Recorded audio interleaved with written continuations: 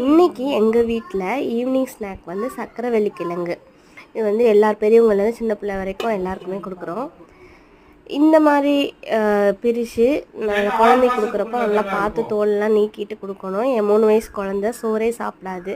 So இந்த மாதிரி snack பண்ணி கொடுக்குறது. எனக்கு இன்னொரு குழந்த இருக்குது, அது வந்து 5 மாத குழந்த. அதுக்கு வந்து நாங்கள் அந்த மாதிரி சாலிட் ஃபுட் கொடுக்க ஸ்டார்ட் பண்ணிட்டோம். அதுக்கு வந்து இப்படி நசுக்கி இந்த நாரெல்லாம் பாருங்கள் தெரியுதா, அதெல்லாம் எடுத்துகிட்டு நாங்கள் கொடுப்போம். ரொம்ப நல்லது. நல்லா கொழுன்னு கூட வருவாங்க.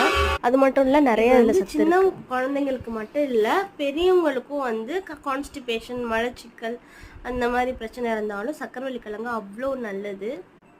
ஆன்டி ஆக்சிடென்ட் இருக்கிறனால ஸ்கின்னுக்கும் அது ரொம்ப நல்லது. ஸோ இது வந்து எல்லாருமே எடுத்துக்கலாம், குழந்தைங்கள்லேருந்து பெரியவங்கள்லேருந்து எல்லாருமே இதை எடுத்துக்கலாம். இந்த கிளைமேட்டுக்கு நல்லா கிடைக்கிது இந்த கிழங்கு. ஸோ வாங்கி சாப்பிடுங்க.